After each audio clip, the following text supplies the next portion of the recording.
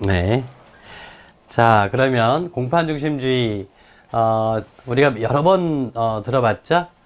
그래서 뭐, 기본적인 개념이야 문제 안 될 거고요. 자, 공판중심주의의 기능이 어디에 있느냐를 본다면, 적극적으로 봤을 때는 실체적 진실을 발견하기 위한 것이다. 네. 소위 말해서 적적 실체 진실주의와 소극적 실체 진실주의가 있는데, 요 두 가지 차이점이 어떤 거냐 하면은, 이렇게 보시면, 아주 좋을 것 같습니다. 아홉 명의 범인을 놓치더라도, 한 명의, 무고한 사람을 처벌할 수 없다. 이게 소극적 실체 진실주의예요. 반면에 반대로 가면 어떻겠습니까? 9명의 무고한 사람을 처벌하더라도 한 명의 진범을 놓쳐서는 안 되겠다. 이렇게 있겠죠? 예. 요 두 가지가 적적 실체 진실주의와 소극적 실체 진실주의예요. 결과적으로 우리는 무죄처 원칙을 채택하고 있기 때문에 소극적 실체 진실주의를 원칙으로 하고 있습니다. 그렇지만 어쨌든 이 공판 중심주의를 채택하고 있는 것은 결국 핵심은 사실을 어떻게 인정할 것이냐, 사실을 어떻게 증명할 것이냐 이건데 그 증명은 증거를 통해서 하게 되는데요. 그 증거는 공판정에서 조사된 증거를 가지고 인정해야 된다 이런 얘기입니다. 그래야만 적극적이든 소극적이든 실체 진실주의를 실현할 수 있겠다. 두 번째는 이제 피고인의 인권 보장이죠. 마지막으로 당사자주의를 철저하게 실현시키기 위한 것이다. 이런 기능이 있다는 얘기예요. 이건 객관식용이니까 참고해 주시면 되겠습니다. 자, 공판중심주의는 그럼 어떤 걸 내용을 할 것이냐 이건데 직접심리주의, 즉 공판장에서 조사한 증거, 직접 조사한 증거에 의해서만 재판의 기초로 삼아야 된다. 이런 측면이 하나 있고요.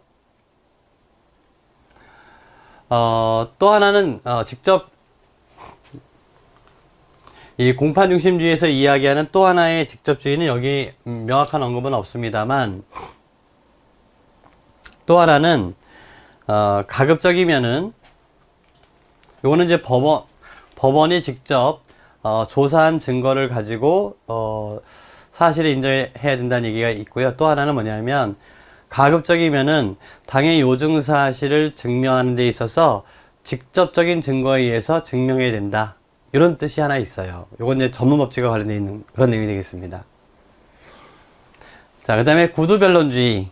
그래서 이 구두변론주의라고 하는 것은 결과적으로 당사자의 공판정에서 당사자의 구술에 의해서 주장되고 제출된 증거를 통해서만 사실을 증명해야 된다 이런 뜻이 되겠습니다. 네. 왜냐하면은 구술이라고 하는 것은 그 구술 과정에서 그 진술자의 인상, 태도 이것을 확인할 수 있기 때문에 그렇습니다. 그 다음에 세 번째 공개주의죠. 공개주의는 앞서 우리가 봤던 것처럼 일반인의 방청을 허용한다는 얘기죠. 일반인의 방청. 결국 이것은 공정성을 담보하기 위한 것이에요. 자, 그 다음에 공판중심주의의 강화라고 되어 있는데 소송 자료의 집중, 또 공판준비 절차와 공판준비 절차를 둔 거, 이게 다 공판중심주의를 강화하기 위한 것이고 공소장 1번주의도 기본적으로는 공판중심주의의 근거를 두고 있는 것이죠. 그 다음에 마지막으로 네 번째로 항소심의 구조라는 문제가 나오는데 이 항소심의 구조는 이제 몇 가지가 있어요. 즉 1심이 있고 항소심이 있는데요. 속심으로 보는 견해가 있고요. 그 다음에 복심으로 보는 견해가 있고 사후심으로 보는 견해가 있어요. 속심은 그러니까 우리가 드라마를 생각해 보면 됩니다. 예컨대 1심에서 한 1심을 예컨대 1편이라고 한다면 2심은 2편이 되는 거죠. 이어서 한다는 얘기예요. 이어서. 복심이라고 하는 것은 또 다른 1심이에요. 또 다른 1심. 그러니까 복심이라고 하는 것은 처음부터 다시예요. 다시. 4, 5심이라고 하는 것은 뭐냐면 1심에 대한 판단이 잘못된 거냐 잘된 거냐를 검토하는 겁니다. 그러니까 새로운 증거를 조사하는 것이 아니라 1심의 당부. 자, 그러니까 이 속심으로 보게 되면, 속심 구조로 하게 되면, 항소심의 구조를 속심으로 하게 되면은 1심에서 제출하지 아니한 새로운 자료를 제출할 수 있고 조사할 수 있어요. 반면에 복심으로 하게 되면 다 다시 하는 거예요. 그러니까 시간적으로 봤을 때는 속심으로 보게 되면은 1심에서 조사한 것은 다시 조사할 필요가 없죠. 근데 복심으로 보게 되면 다 다시 조사해야 돼요. 그러니까 시간이 길어지죠. 반면에 4, 5심으로 보게 되면 새로운 증거는 조사할 수 없습니다. 1심에서 제출된 증거만 가지고 심리하는 거죠. 시간적으로 굉장히 빠를 거예요. 근데 그동안에 새롭게 조사된 자료를 증거로 제출할 수 없다는 문제점을 갖고 있는 것이죠. 자, 우리는 이런 소송 구조 중에서 어떤 걸 갖고 있느냐 하면 4, 5심적 구조를 간다는 것을 원칙으로 한다. 4, 5심. 항소심의 구조는 4, 5심을 원칙으로 한다. 그러면서 자연히 제1심 공판 절차에서 공판 중심주의가 더욱 요청된다. 그러니까 1심의 당부만 심사하기 때문에 1심에서는 좀 더 공판 중심주의가 강화되어야 된다. 이런 얘기가 되겠어요. 근데 제가 엄격히 말씀드려 보게 되면 우리 형사소송의 구조는 얘를 원칙으로 하고 얘를 예외로 하고 있는 거예요. 그렇지만 4, 5심적 요소가 강하기 때문에 그만큼 1심이 중요하다. 이런 뜻이 되겠습니다. 그 다음에 예심제도 폐지한 거, 그 다음에 직권주의의 보충 역할을 한다는 거, 공판중심주의를 강화하는 방향으로 피고인의 방어권 능력의 실효성을 보장을 위해서 직권주의, 이 직권주의라고 하는 것은 법원의 관여입니다. 그래서 직권에 의한 증거조사가 가능하지 않습니까? 이런 것들이 결국 공판중심주의의 강화에 그 목적이 있다. 다만 이 공판중심주의도 일정한 한계가 있다는 얘기죠. 어떤 한계일까? 증거보존 절차라고 하는 것은 우리가 지난번에 봤어요. 수사상 증거보존 절차인데 184조하고 221조 2 건데 이거는 수소법원에서 하는 것이 아니니까 공판중심주의 예외가 아니냐.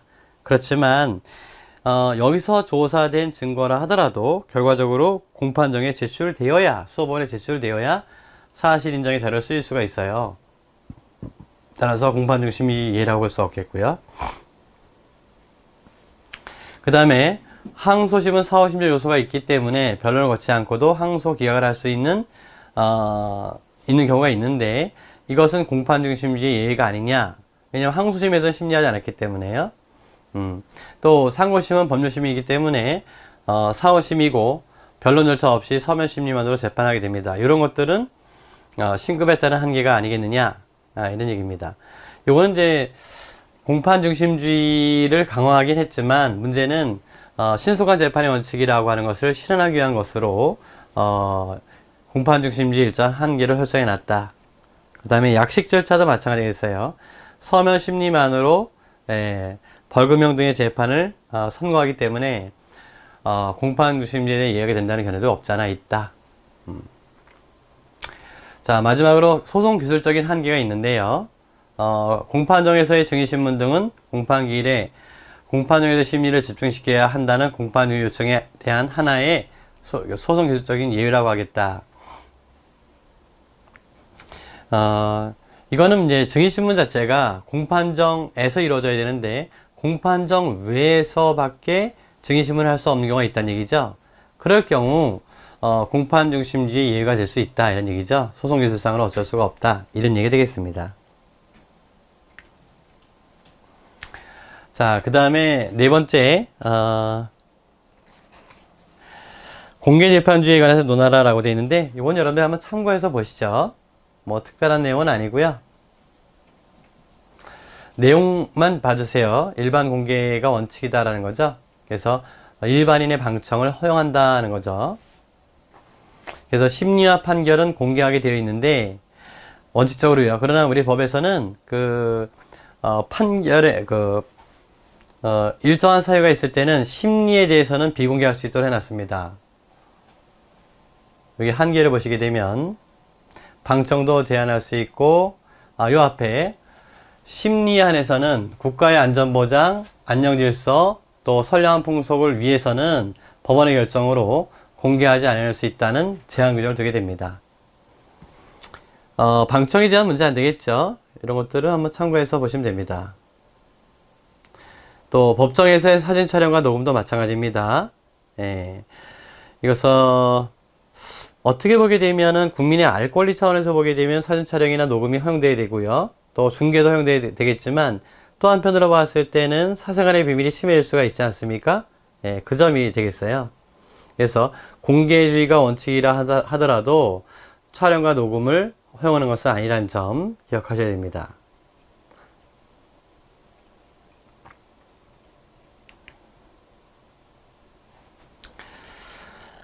자, 나머지는 뭐 여러분들 읽어만 보시면 되겠어요.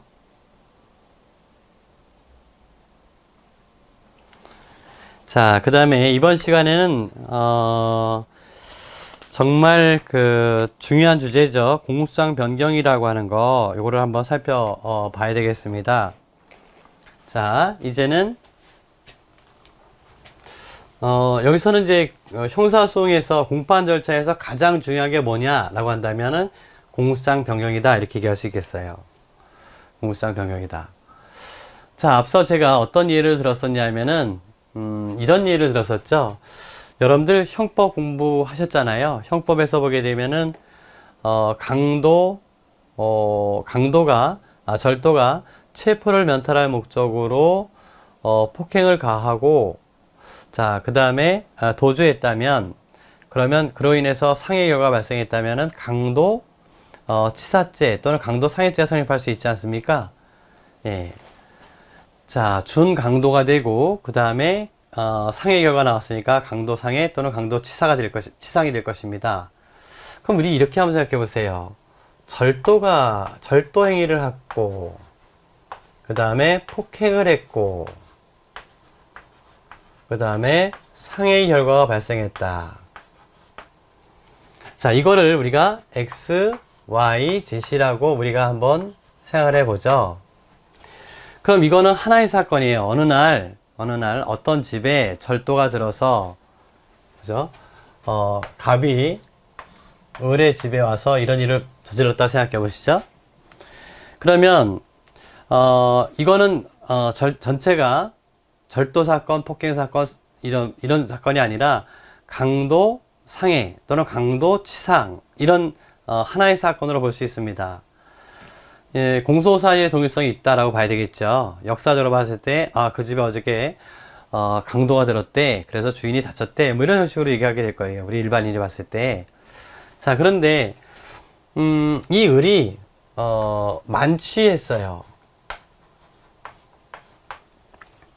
실제로 역사적으로 일어난 사건은 이 사건이었는데, 자기가, 을이, 만취해서 집에 들어왔는데, 아침에 보니까 집 문 앞에서 쓰러져 있더라 이거죠, 자기가. 근데 왜 그랬는지는 기억이 안 나는 거예요. 근데 그 기억은 누가 하느냐면 갑이 한다 이거죠, 갑이. 그럼 이거를 공소장에 기재한다면은, 이 공소장에다가 X, 그 다음에 Y, Z, 이거를 다 기재해야 될 겁니다, 공소장에다가. 그런데 만약에 이 을이 그 사실을 기억 못한다면, 폭행을 당했고 그 다음에 상해 결과가 발생했는데 자기가 넘어져서 발생할 수 있으니까요, 그 폭행과 상해의 관계를 이해하지 못했다면, 즉 요 내용은 뭐죠? 요 내용은 공소장에 기재되어 있지 않은 거죠. 그죠? 공소장에 기재되어 있지 않는 겁니다. 그래서 공소장에 기재되어 있는 것은 요 부분만 기재되어 있다. 그리고 Y와 Z라고 하는 것은 공소장에 기재되어 있지 않다. 자, 그래서 공소제기는 즉 결과적으로 을이 고소 또는 고발을 해서 이 사건이 수사가 돼서 결국 갑이 그 절도한 작물을 처분하다가 덜미가 잡혀서 절도죄로 만약에 기소됐다, 이렇게 한번 생각을 해본다면,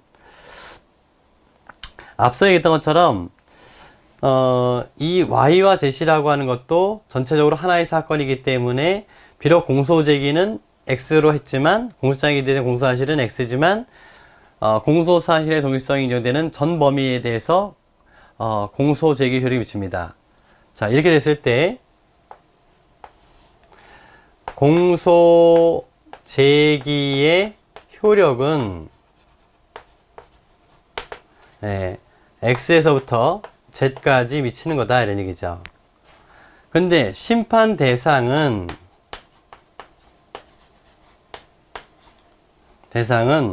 둘로 나눠진다 이거죠.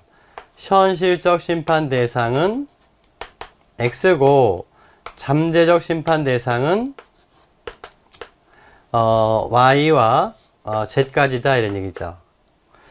그래서 제가 앞서 말씀드렸듯이 이 공소장 변경이라고 하는 것은, 이걸 변경한다는 것은 공소사실과 적용법조를 추가, 변경, 처리하는 걸 말합니다. 그래서 Y와 Z를 추가할 수 있죠. 추가하게 되면 이 Y와 Z는 어떻게 되는 거죠? 현실적 심판 대상이 되는 거예요. 이거를 우리가 공소장 변경이라고 한다. 결과적으로 잠재적 심판 대상이었던 것을 현실적 심판 대상으로 끌어올리는 거, 아니면 원래 공소사실에 들어가 있었지만 범죄 사실과 공소 사실이 달라서 범죄 사실에 다시 수사를 했더니 그러한 사실이, 범죄 사실이 존재하지 않았다고 했을 때 기왕에 들어가 있는 공소 사실을 철회하는 거 또는 바꾸는 거, 이걸 우리가 공소장 변경이라고 하게 됩니다. 이거는 여기서 보시는 것처럼 심판의 대상도 영향을 미치게 되겠고요.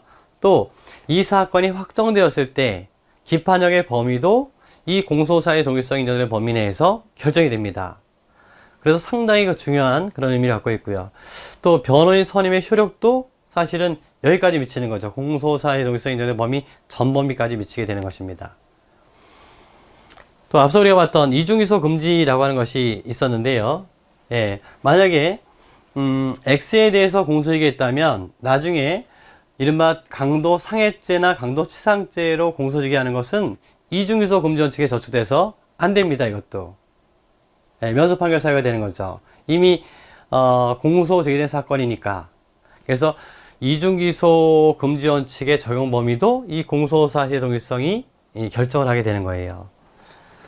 자, 그런 공소장 변경에 대해서 한번 우리가 살펴보도록 하겠습니다. 자, 이 점에 대한 사례도 많은데요. 그 사례까지 오늘 다 보긴 어렵겠고, 그 일반적인 내용만 한번 이해해 보시면 좋겠습니다. 여기 논점이 상당히 많아요. 자, 의의가 나와 있는데, 자, 첫째 뭐라 그랬어요? 검사가 법원의 허가를 얻어서 공소장에 기재한 사실이나 적용법조를 추가, 철회, 변경하는 것을 말한다. 결과적으로 앞에 거는 떼놓고 본다면 검사가 공소사실 또는 적용법조를 추가, 철회, 변경하는 것을 말한다. 이때는 법원의 허가를 요한다는 얘기죠. 추가, 철회, 변경에 대해서 제가 말씀드릴 게 없겠고, 자, 그 다음에 구별 개념이 나오는데요. 이건 참고해 보시면 되겠습니다. 특별한 건 아닙니다. 추가 기소와 공소사실 이렇게 되는데, 추가 기소라고 하는 것은 앞서 얘기했던 것처럼 동일성이 인정되는 범위 밖의 범죄에 대해서는 그때는 공소장 변경할 수가 없거든요. 그래서 그때는 추가 기소해야 된다.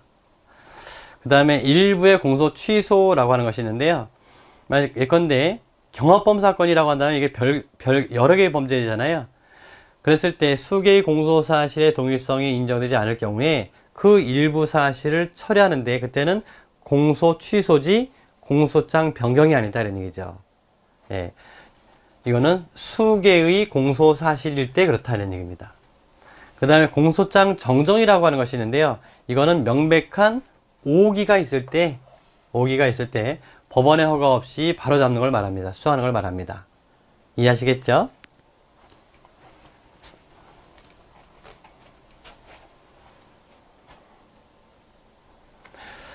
자, 공수상 변경제도의 취지는 두 가지가 있어요. 첫째는 뭐냐? 왜 공수상 변경을 하는 거냐? 이런 얘기인데, 예.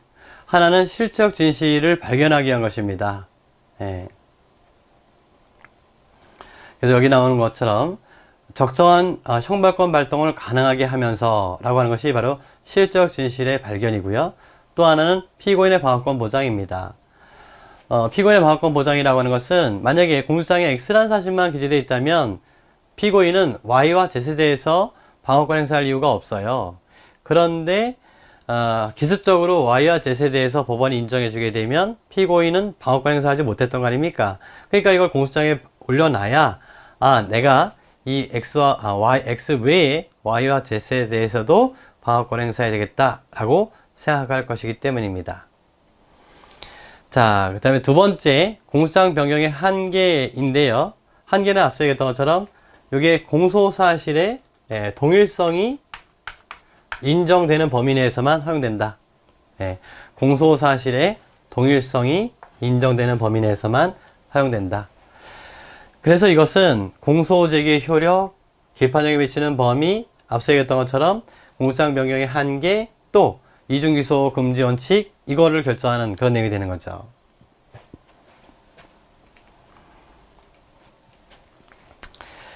몇 번 나왔던 얘기입니다만 공소의 동일성을 어떻게 이해할 것이냐 이건데요. 소송의 발전에 따른 시간적 전후의 동일성을 말한다. 이것만 가지고 아시기가 어려워요. 예. 예. 이건 어떤 의미를 갖고 있는 거냐면은 앞서 얘기했던 것처럼 기본적으로 사실관계가 시간이 경과하게 되면 사실관계가 달라질 수밖에 없어요. 사실이 어떤 행위가 추가되고 결과가 발생하게 되고 이러기 때문에 이러한 역사적인 사실이 더 추가됩니다. 그럼에도 불구하고 전체를 하나의 사건으로 일반인이 봤을 때 전체를 하나의 사건으로 볼 수 있느냐의 문제입니다. 자, 이에 대해서 학설상 그렇다면 어떤 경우에 공소사실의 동일성을 인정할 수 있겠느냐라고 하는 학설이 소개되어 있는 거예요. 여기 기본적 사실 동일설, 죄질 동일설, 구성요건 공동설, 소인 공동설 이런 것들이 있는데요. 우리는 앞서 제가 잠깐 소인에 대한 말씀을 드렸어요. 소인. 예, 이 소인이라고 하는 개념은 우리나라에서 쓰는 개념이 아니에요. 이건 일본 형사소송법에서 쓰는 개념인데 어떤 범죄 사실이 있다라고 했을 때 그 범죄 사실을 특정한 범죄에 해당하는 사실 중에서 특정한 범죄에 해당하는 사실만 추려서 기록한 거, 추려놓은 거, 이걸 우리가 소인이라고 합니다. 소인. 예, 소인. 반면에 여기 공소사실이라고 하는 것은 그것이 어떤 범죄에 해당되느냐를 묻지 않고 마치 그 범죄 현장에 있던 사람이 그 범죄 사실을 자기가 본 걸 그대로 기록하는 것처럼 기재하는 게 공소사실이에요. 그러니까 공소사실은 원칙적으로 법적 평가를 거치지 않는 거예요. 반면에 소인은 법적 평가를 거치는 겁니다. 즉 특정한 구성요건적 시각에서 범죄 사실을 재평가한 거예요. 재구성한 것이죠. 근데 공소사실은 그게 아니라 특정한 구성요건이라는 시각에서 본 게 아니라 전체로 하나의 역사적인 사건으로 이해하게 되는 것입니다. 자, 그래서 우리 학설상으로 이렇게 네 가지 학설들이 있는데 이거 중요하지 않고요. 여러분들한테는 판례 입장이 중요한데 판례는 기본적 사실관계의 동일성으로 이해합니다. 원칙적으로. 물론 예외는 있습니다만 이거예요. 공소사실을 그 기초가 되는 사회적 사실로 환원해서 법적인 것이 아니라 사회적으로 환원해서 그러한 사실 사이에 다소 차이가 있다 하더라도 기본적인 점에서 동일하면 동일성을 인정한다. 이게 무슨 얘기인지 아시겠어요? 예. 이거 외에 다른 방법이, 설명할 수 있는 방법이 없어요. 예. 쉽게 말씀드리면은, 규범적 요소를 벗어나서 특정한 구성 요건이라고 하는 시각으로 보는 게 아니라, 하나의 역사적 사건이라고 하는 시각으로 그 공소 사실을 들여다보는 거죠. 그랬을 때 전체로서 하나의 사건으로 볼 수 있겠느냐? 그러면 기본적 사유관계 동일성이 있다라고 보는 겁니다. 예, 그 점이 차이점이 되는 거죠. 반면에 죄질 동일성은 벌써 죄의 질을 따지죠? 규범적 요소가 들어가는 거예요, 이런 것들은. 그 다음에 구성요건 공통설도 마찬가지죠. 구성요건적 요소를 공통으로 하느냐, 이걸 가지고 따져보는 거고, 역시 이것도 마찬가지라 그랬죠. 소인이라고 하는 것은 특정한 구성요건적 시각에서 재구성한 범죄 사실이다, 이렇게 말씀드렸으니까 역시 이것도 규범적 요소가 들어가는 거예요. 판례는 원칙은 뭐로 보느냐? 예, 공소사실 동일성은 그 사실에 기초가 되는 사회적 사실관계가 기본적인 점에서 동일한가에 관한 것이고, 따라서 기본적 사실 동일성을 따르고 있습니다. 그런데 여기 보시게 되면 판례는 기본적 사실 동일성의 입장을 취하는 경우에도 여기 규범적 요소 있죠? 이 요소를 전적으로 배제할 수는 없다는 입장을 갖고 있어요. 그래서 강도 상해죄와 작물 취득죄 사이에는 동일성을 인정할 수 없다. 이게 이제 이와 유사했던 사건이었는데요. 만약에 이 사건의 범인이 강도 상해죄를 저질렀다 생각해 보세요. 갑이었는데 갑이 작물을 처분하다가 걸렸어요. 그래서 갑이 뭐라고 했냐면, 나는 이 작물을 취득한 거다, 내가 절도한 게 아니라 취득한 거다 라고 해서 갑에 대해서 작물 취득죄로 기소가 되고 이게 항소심까지 올라갔어요. 근데 나중에 갑이 이 사건의 진범이라는 것이 밝혀지게 됩니다. 그러니까 갑은 부랴부랴 어떻게 했느냐, 부랴부랴 항소를 취하해요. 그러니까 1심 판결이 확정됐겠죠? 자, 그러자 검사는 어떻게 했느냐면 다시 갑에 대해서 강도 상해죄로 공소제기한 거예요. 그러면 여기서 작물 취득죄로 유죄 판결이 확정됐다면, 기판력이 미친다면, 그러면 강도 상해죄로 다시 기소할 수 없는 거죠. 기판력이 발생했으니까, 일사부재력이 발생했으니까 이때 면소 판결해야 되지 않겠습니까? 근데 우리 대법원이 이 두 사건의 경우에 기본적 사실관계 동일성이 없다. 왜? 이디형 경우 작물 취득죄와 강도상해죄의 기본적 사실관계 동일성만 가지고 따져본 것이 아니라 규범적 요소를 고려해보니 죄질의 현저한 차이가 있다 라고 인정하게 됩니다. 그래서 우리 대법원은 원칙은 기본적 사실관계 동일성의 입장인데 규범적 요소까지 고려하는 입장이라는 거죠. 그래서 시험에 나온다면, 이건 워낙 오래된 사건이긴 합니다만은 이 강도상해죄와 작물취득죄 사건은 워낙 유명한 사건이니까 기억해 주시기 바랍니다. 근데 좋기는 뭐죠? 좋기는 기본적 사실 동일설에 따라서 판단하는 것이 간명해요, 여러분들. 자, 그 다음에 세 번째, 공소장 변경의 필요성이라고 하는 것은 뭐냐면, 그럼 이런 거예요. 우리가 재판하다 보게 되면 수사도 이제 변경될 거 아닙니까? 그 사이에 여러 가지 사실관계가 변경될 거란 말이죠. 그럴 때마다 공소장을 변경해야 되느냐? 이런 얘기예요. 그럼 어느 경우에 공소장을 변경하고 어느 경우에는 공소장 변경하지 않고도 재판할 수 있느냐? 이게 공소장 변경의 요부 문제입니다. 네, 이거는 여러분들 기억해 두세요. 공소장 변경을 왜 한다 그랬죠? 하나는 실적 진실의 발견, 또 하나는 피고인의 방어권 보장이에요. 그래서 여기서 중요한 것은 바로 두 번째인데, 피고인의 방어권을 보장할 필요가 있다면 조그만 사실이 변경된다 하더라도 공소장 변경은 해야 되는 거죠. 반면에 피고인 방어권에 큰 지장이 없다면, 그렇다면 공소장 변경을 하지 않아도 되는 거예요. 자, 기준이 뭐라고요? 피고인의 방어권 보장을 위해서 공소장 변경이 필요한가 필요하지 않은가, 그거를 기준으로 판단하셔라 이런 얘기입니다. 자, 그럼 볼까요? 그래서 이 점에 대해서 학설 대립이 있습니다. 동일벌조설, 동일한 벌조, 즉 구성요건으로 처벌하면 공사항변경이 필요 없다라는 견해. 법률 구성설, 동일한 구성요건이라 하더라도 법적 구성이 다를 수가 있거든요. 따라서 법적 구성이 같다면 공사항변경이 필요 없다는 견해. 사실기재설, 이게 이제 우리 판례 지를 받고 있는 건데, 공소장이 된 사실과 다른 사실을 인정함으로써, 그죠? 실질적으로 피고인 방어권 행사에 불이익을 초래한다면 그때는 공소장 변경을 해야 된다. 뭐라고요? 실질적 불이익설이에요. 한마디로 공소장에 기재되어 있는 사실과 다른 사실을 인정함으로써 피고인 방어권에 위해를 줄 수가 있다면, 그죠? 손해를 줄 수가 있다면 그때는 공소장 변경을 해야 된다. 그것이 동일 벌조건, 동일한 법률 구성이건, 그죠? 다른 벌조건, 그죠? 그런 기준이 문제되지 않고 피고인의 방어권 행사에 불이익을 초래할 수 있다면, 이겁니다. 우리 판례 역시 마찬가지죠. 피고인 방어권 행사에 실질적 불이익을 초래할 염려가 있는 경우에는,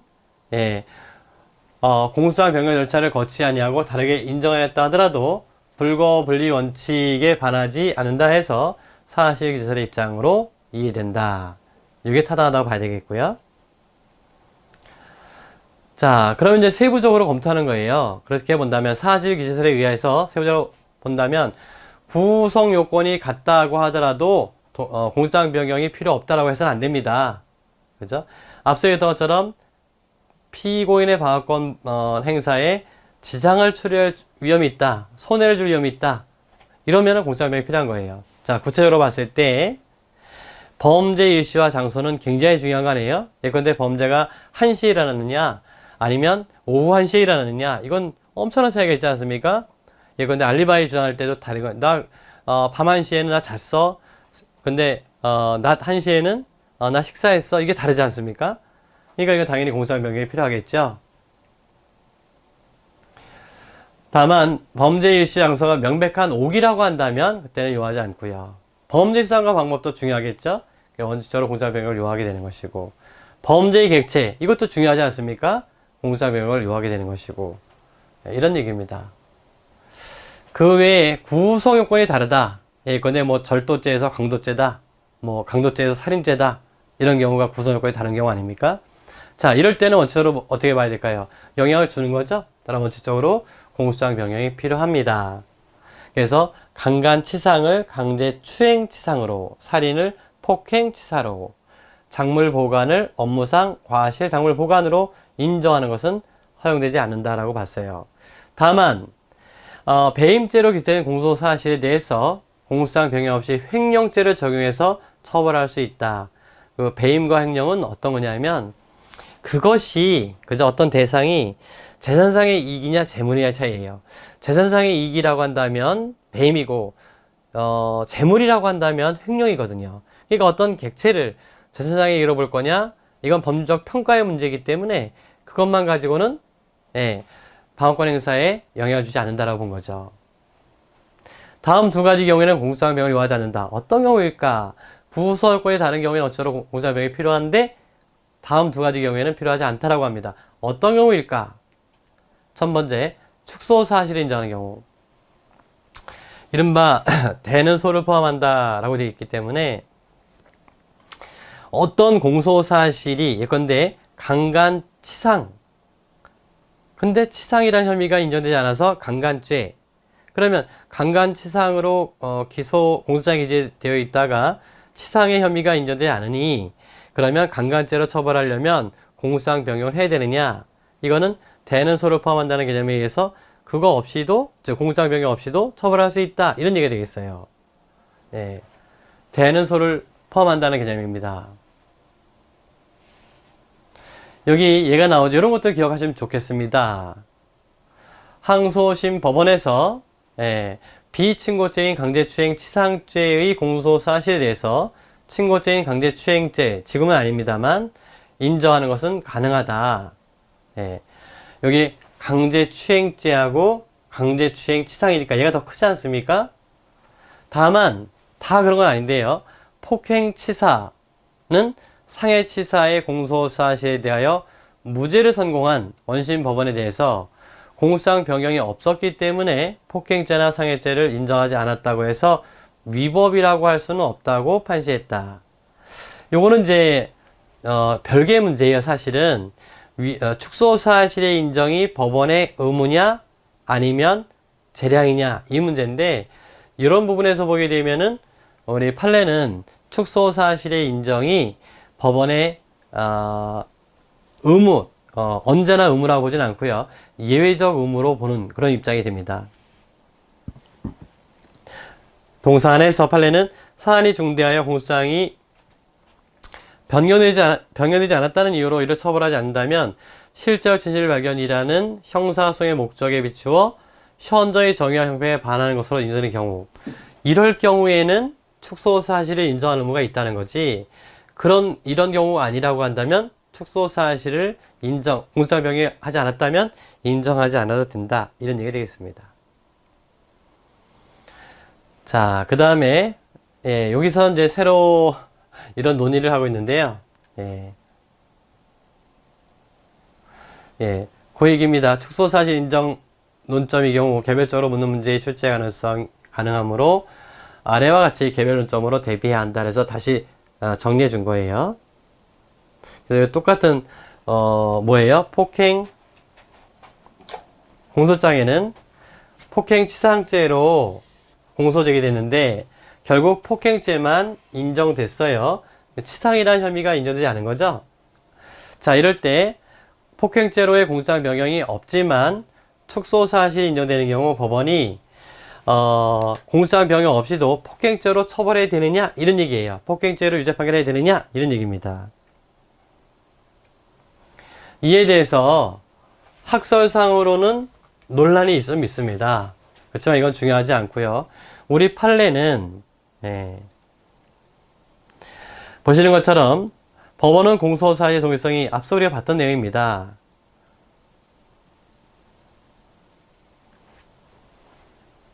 자, 이런 경우죠. 실제로 인정되는 범죄 사실의 사안이 중대해서 공소장이 변경되지 않았다는 이유로 처벌하지 않는다는 것이 적정 절차에 의한 신속한 실제적 진실 발견이라는 형사소송의 목적에 비춰 현저히 정의와 형평에 반하는 것으로 인정되는 경우가 아닌 한 법원이 직권으로 그 범죄 사실을 인정하지 아니했다 하더라도 위법한 것이라고 볼 수는 없다. 그래서 여기서 우리가 알 수 있는 것은 그렇게 하지 않은 것이 형사소송의 목적에 비추어 현저히 정의와 형평에 반하는 것, 그때만 뭐죠? 축소사실의 인정이 예외적 의무가 된다, 이런 얘기입니다. 이런 경우에만.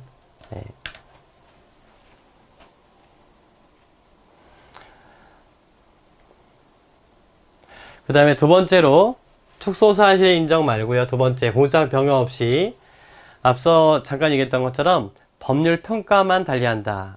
어떤 거였었어요? 이것이 횡령죄냐 배임죄냐, 그 대상은 똑같은데 이것이 재산상의 이익인지 아니면 재물인지에 대한 평가만 달라진 거죠. 이때는 공소장 변경 없이도 가능하다, 이런 얘기입니다.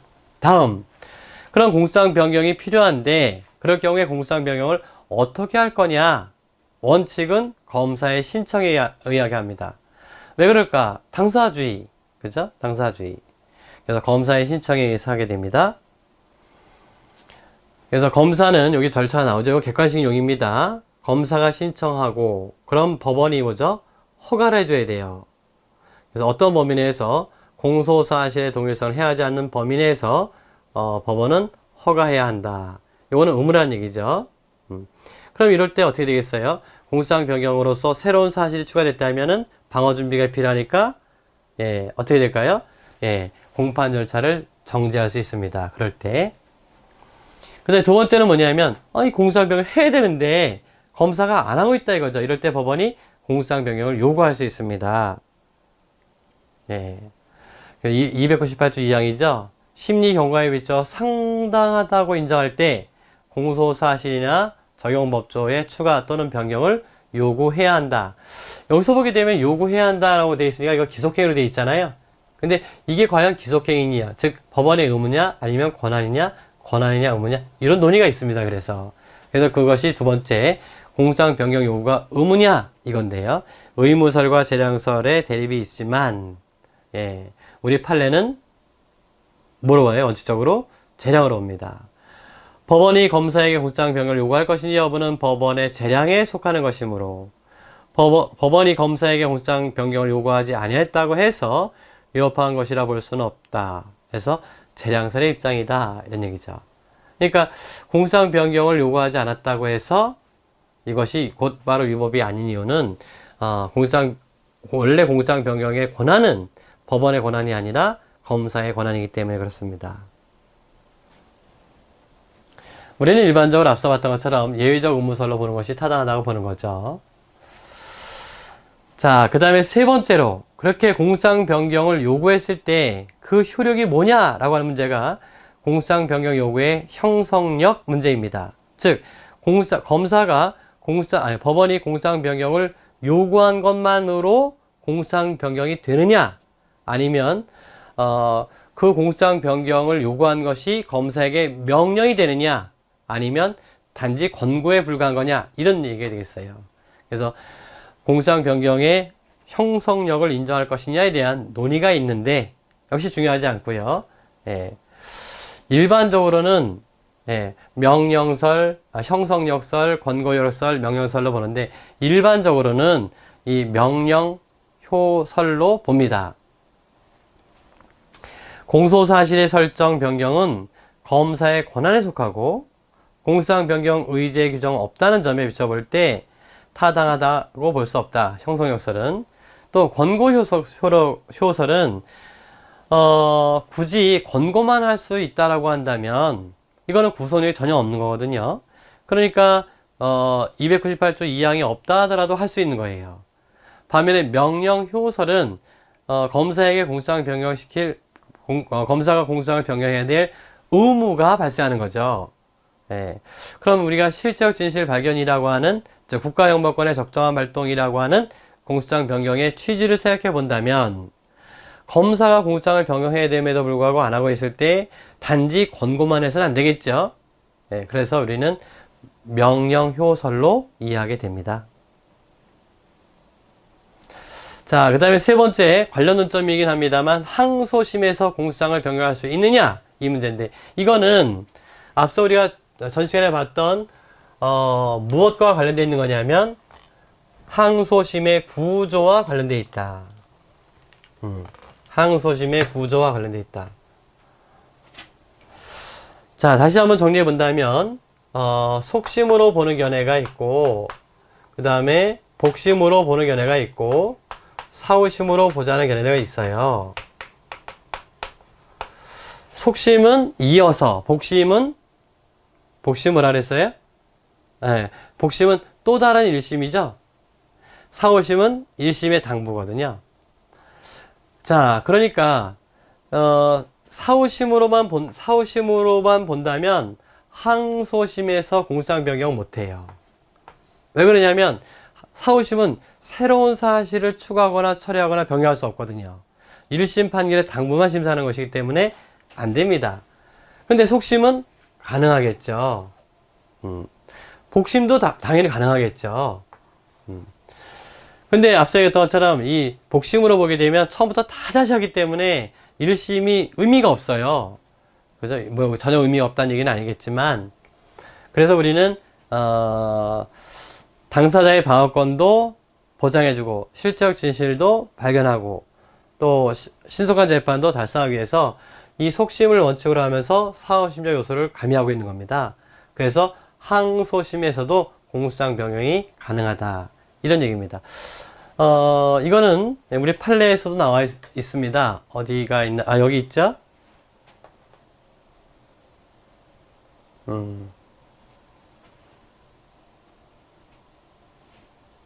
네, 여기 나오죠. 항소심은 속심이고 사후심적 구조는 소송 경제를 위해서 제한하는 데 불과하므로 항소심에서 당연히 공수장 변경이 허용된다. 판례도 이렇게 나와 있죠? 판례도. 현행법상 형사항소심 구조가 사후심으로 성격만 가지는 것이 아니므로 피고인의 상고에 의하여 상고심에서 원심 판결을 파기하고 항소심에 환송한 경우에도 공소사실의 동일성이 인정되면 공소상 변경을 허용해서 이를 심판 대상으로 삼을 수 있다. 이거죠. 즉, 항소심에서도 공소사실의 동일성이 인정되는 범위 내에서 공소상 변경을 허용할 수 있다. 이게 우리 대법원의 입장이라고요. 이게 타당하다고 봐야 되겠고요. 네. 여기까지가 그 공소상 변경과 관련된 기본적인 내용들이었습니다. 여러분들 그 교재를 잠깐 보실까요? 이렇게 한번 이해해 보시고 그 다음에 사례 6번이 그 공소상 변경이 나오죠? 예. 이건데 그 2009년도에 나온 사무관 시험 문제인데 요 이하에 이런 내용들이 계속 나옵니다. 문제가 7번 사례도 그렇고 8번 사례도 그렇고요. 9번 사례도 그렇고 다 공소장 변경과 관련된 거죠. 예, 그 다음에 10번 사례도 그렇고요. 이 공소장 변경이 그만큼 중요하다 이런 얘기입니다. 11번은 이제 공판 준비 절차가 되는데 이건 뭐 특별히 문제일 것이 없겠습니다. 자, 어쨌든 이 6번 사례부터 10번 사례까지는 다 공소장 변경 관련된 사례예요. 그러니까 제가 이제 내일 다음 시간에 이 부분을 설명드리겠죠. 자, 그러니까 여러분들은 예, 오늘 공부하셨던 이 공소장 변경 관련된 내용들을 다시 한번 정리해 보시고 이게 공판 중심주의보다 훨씬 더 중요해요. 공개주의보다 훨씬 더 중요합니다. 앞부분들은 그냥 여러분들이 한 번만 읽어만 보시면 되겠고 오늘 마지막에 공부했던 이 부분들을 여러분들이 한번 정리를 해 보세요. 아셨죠? 그래서 학설 판례가 여러 가지가 섞여 있습니다만 여러분들은 판례를 중심으로 공부하셔야 됩니다. 지금 단답형의 문제에서는 그 외에 다른 방법을 택하실 학설을 소개하거나 그럴 이유가 없어요. 아시겠죠? 자, 그러면 오늘 수업 여기서 마치고 다음 시간에 뵙도록 하겠습니다. 수고하셨습니다.